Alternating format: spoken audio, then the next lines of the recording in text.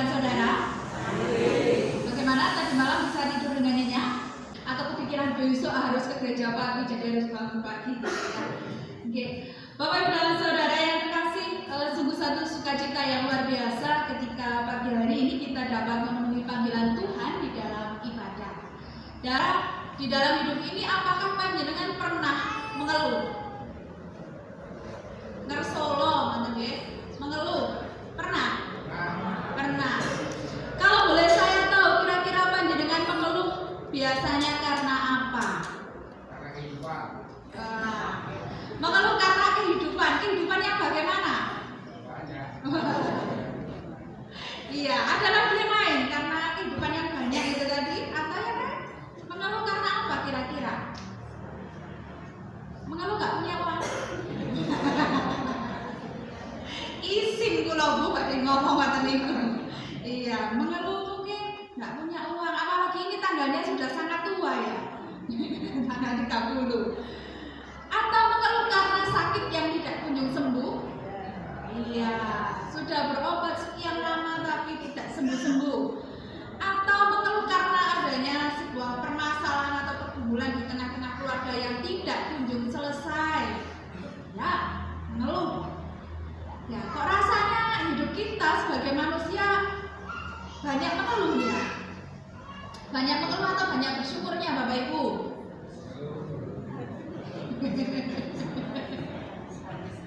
Jujur apa mboten iki? Jujur mengeluh. Iya, kalau manusia itu pasti tidak ada puasnya ya. Kalau diberi berkat dari Tuhan, mesti cek kurang mau. Nah, itu adalah manusia. Memang begitu. Pertanyaan selanjutnya, apakah tidak boleh kalau kita mengeluh? Boleh apa boten? Boleh. Ya boleh saja, ya itu adalah hal yang manusiawi. Cuma jangan sampai kita terus terlena dengan sikap mengeluh itu tadi ya. Saya jadi ingat ada sebuah cerita yang demikian. Jadi di suatu daerah ada seorang laki-laki yang usianya sudah paruh baya, katakanlah sudah 50 tahunan. Nah, bapak-bapak ini dia bekerja sebagai seorang pemecah batu. Jadi setiap hari dia pergi ke tebing untuk memecah batu di sana. Nah, batu-batu itu kemudian bisa dijual. Suatu ketika sang pemecah batu ini memecah batu di tengah panas matahari yang begitu terik. Kemudian dia mengeluh kepada Tuhan. Tuhan, aku ini sudah jadi pemecah batu sudah lama, sudah 25 tahun. Nah, hari ini panas begitu terik. Aku tidak ingin lagi jadi pemecah batu, tapi aku ingin menjadi matahari. Karena matahari sudah membuat kulitku menjadi hitam gosong, dan saat ini telah membuat aku kepanasan. Lalu Tuhan menjawab, oke, baiklah, kamu akan aku jadikan matahari. Akhirnya sang pemecah batu ini berubah menjadi matahari. Dengan bangganya ia menyinarkan cahaya, membuat orang-orang kepanasan. Ya, dia bangga sekali. Sampai suatu ketika ada segerombolan awan hitam yang kemudian menutupi cahayanya. Kira-kira mengeluh lagi kepada Tuhan enggak? Iya, pasti. Tuhan, aku sudah jadi matahari, tetapi kenapa ada awan hitam yang bisa menghalangi sinarku untuk sampai ke bumi? Sudah Tuhan, aku bosan jadi matahari, aku mau jadi awan hitam. Tuhan kembali lagi mengabulkan permintaannya. Oke, sekarang kamu jadi awan hitam. Wah, karena dia jadi awan hitam, jadi dia bebas untuk menghitamkan daerah-daerah tertentu. Ya, sampai suatu ketika awan itu kalahnya dengan apa, Bapak Ibu? Dengan angin. Iya, dengan angin. Sampai suatu ketika ada angin yang berhembus begitu kencang sehingga sekumpulan awan hitam ini kemudian tercerai. Kembali lagi, dasarnya tadi manusia ya. Manusia memang suka untuk mengeluh lagi pada Tuhan. Ya Tuhan, kok jadi awan hitam ini ternyata masih kalah juga oleh angin. Minta lagi diganti menjadi angin. Tuhan itu maha baik, masih dikabulkan. Ya sudah, sekarang kamu jadi angin. Ketika dia jadi angin, nah dia mulai bertingkah, menggugurkan daun-daun, merobohkan rumah-rumah, dan melakukan banyak hal karena dia sudah mulai merasa, wah kalau angin ini sudah tidak lagi ada tandingannya. Tapi lagi-lagi Bapak Ibu, ketika angin ini menghantam batu karang, tetap kalah. Loh, batunya kok juga tidak berubah. Akhirnya dia berdoa kepada Tuhan, Tuhan, aku kepingin jadi batu karang. Sekarang jadi batu karang.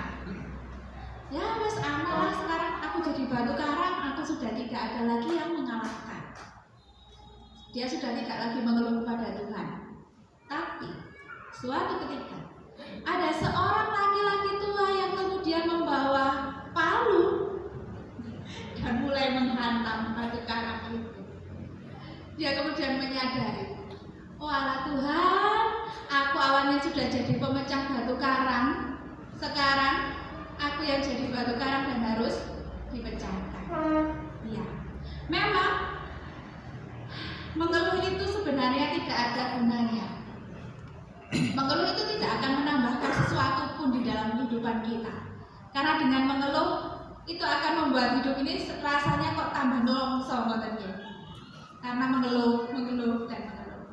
Bapak Ibu dan Saudara yang terkasih, apa sih hubungan mengeluh dengan bacaan kita pada saat ini? Bacaan kita pada saat ini diambil dari 1 Petrus 2 ayat 19 sampai 25. Ada kaitannya.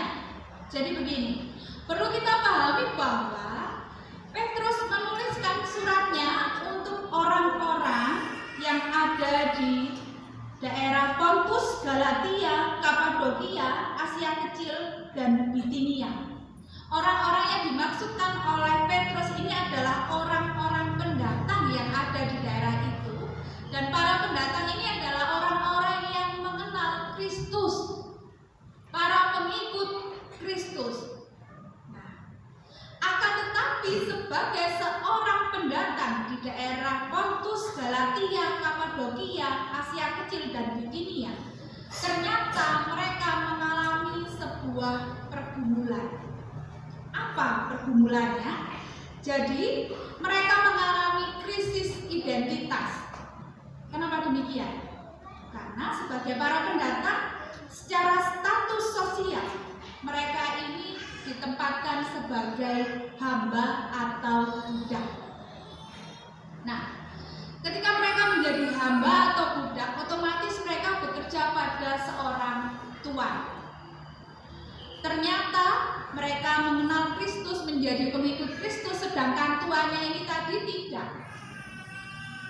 Sehingga dalam kehidupan mereka sehari-hari, mereka seringkali difitnah, seringkali dinista, seringkali diperlakukan dengan tidak manusiawi dan tidak adil. Nah, ketika dalam kondisi kehidupan yang seperti ini, tentu saja secara manusia, seperti yang kita lakukan tadi, mereka pasti mengeluh. Tuhan, kenapa kok saya diperlakukan dengan tidak adil? Kenapa kok saya ditindas?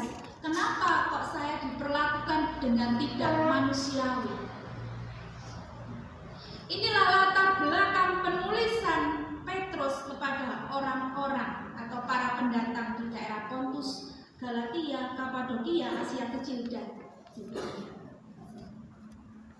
Ketika Petrus mengetahui hal ini, maka Petrus ingin memberikan sebuah pengharapan, ingin memberikan sebuah kekuatan kepada mereka. Apa yang dikatakan oleh Petrus di sini, saudara yang terkasih? Di ayat 20 dikatakan, Sebab dapatkah disebut pujian jika kamu menderita pukulan karena kamu berbuat dosa? Tetapi jika kamu berbuat baik dan karena itu kamu harus menderita, maka itu adalah kasih karunia pada Allah.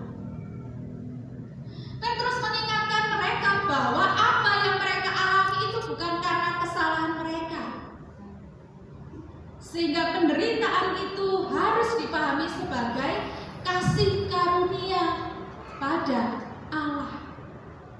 Bahkan lebih jauh Petrus memberitakan bahwa ini loh, kita tuh harus meneladani Tuhan Yesus. Tuhan Yesus sudah merelakan dirinya untuk kita, mati di atas kayu salib menebus dosa-dosa manusia. Jika Tuhan saja rela melakukan hal itu, bagaimana dengan kita? Maksudnya Rasul Paulus, Petrus dan orang-orang pendatang itu. Tentu saja penderitaan yang mereka alami tidak ada secuilnya dengan apa yang dialami oleh Tuhan Yesus. Sehingga penderitaan karena Kristus ini harus dipahami sebagai sebuah kasih karunia, sebuah berkat. Jika ini adalah sebuah berkat, maka tidak perlu lagi ngersolo atau mengeluh kepada Tuhan. Maka harus diterima dengan penuh sukacita. Karena apa? Karena pada akhirnya kita tahu bahwa Tuhan Yesus juga menang atas kuasa maut. Tuhan Yesus sudah bangkit pada hari yang ketiga. Dan kuasa kebangkitan Yesus itu juga kita rasakan pada saat ini. Saudaraku yang terkasih, jika kita tarik lebih dalam kehidupan kita sehari-hari, apakah panjenengan juga mengalami penderitaan karena Kristus? Apakah panjenengan mengalami hal-hal yang tidak mengenakan karena menjadi orang Kristen? Ya, satu hal yang perlu kita ingat bahwa menjadi pengikut Kristus, menjadi orang Kristen tidak ada jaminan bahwa kita pasti akan mendapatkan hidup yang serba nikmat, hidup yang penuh dengan kebahagiaan. Wes aku dadi wong Kristen, wes semua masalahku pasti akan selesai. Semua pergumulan hidupku pasti tidak akan ada lagi. Oh mboten. Ya, yang perlu kita ingat tidak. Karena apa? Karena ketika kita menjadi para pengikut Kristus, maka ada salib yang harus kita pikul. Ada harga yang harus kita bayar. Dan ingatlah Tuhan sendiri berkata, Tuhan tidak pernah menjanjikan langit selalu berwarna biru, bunga-bunga mekar tanpa layu, dan sukacita tanpa air mata.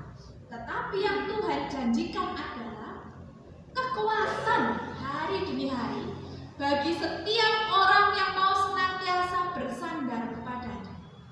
Artinya adalah apapun yang kita alami, baik itu susah, ya, tadi mengeluh karena kehidupan ini, karena tidak punya uang, karena sakit penyakit, ya, kita tidak perlu bersusah hati, karena Tuhan pasti akan memberikan kekuatan kepada kita untuk bisa menjalani hidup ini. Nah, saudaraku yang terkasih, bahkan ketika kita menjadi orang-orang Kristen, memang itu tidak sepenuhnya menyenangkan.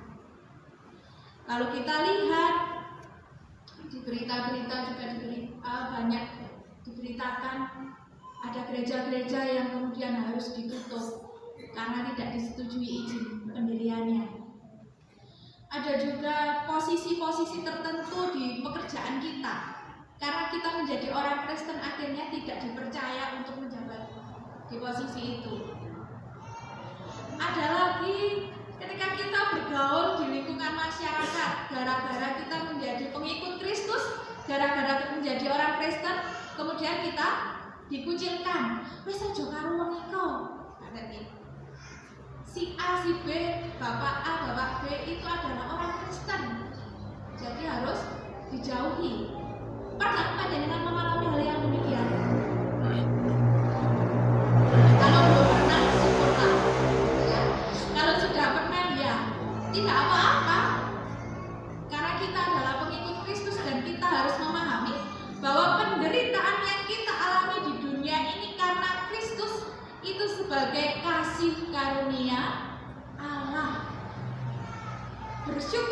berbahagialah kalau bisa merasakan hal itu. Karena Tuhan itu masih sayang kepada saya. Saya masih diingatkan melalui berbagai macam penderitaan karena mengikut Tuhan Yesus. Ya, karena tidak kita pungkiri nggih, untuk pergi ke gereja saja contohnya, tentu ada banyak hal yang kemudian harus kita kalahkan. Kalau masih pagi, apalagi kalau Senin sampai Sabtu kerja gitu ya, Minggu pagi rasanya seenak bangkong ngoten nggih. Enak-enake mancal kemul ngoten nggih. Kok masih harus bangun pagi, masak, menyiapkan makanan dan terus pergi ke gereja. Belum lagi mungkin ada pergumulan lain. Waduh ning gereja terus kudu numpak opo gitu ya. Ning gereja gak duwe persembahan terus piye. Iya, banyak hal yang kita rasakan. Tetapi sebenarnya esensinya bukan masalah persembahannya atau bagaimana dengan sesuatu yang ada di sekitar kita, tetapi yang terpenting adalah bagaimana kita merespon panggilan Tuhan. Ya memang kepingin ke gereja ya sudah, ke gereja saja. Oleh karena itu saudaraku yang terkasih, melalui kuasa kebangkitan Kristus seperti tema ibadah kita saat ini, kebangkitan Kristus mengubah hidupku menjadi lebih baik. Mari kita menjadi orang-orang yang lebih baik.